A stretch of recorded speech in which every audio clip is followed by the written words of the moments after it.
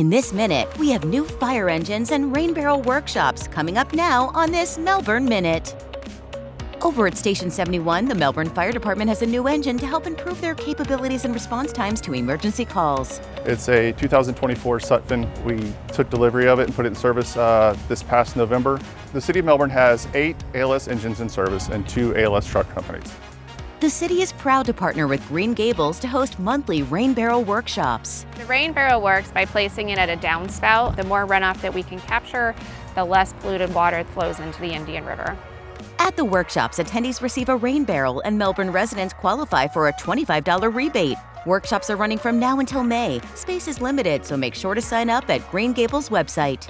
Did you know that the City of Melbourne has 24 playgrounds? The Crane Park Playground is one of 12 new playgrounds that was installed last year and has been designated by the Centre for Outreach, Research and Education as a project of excellence that provides a positive impact in our community.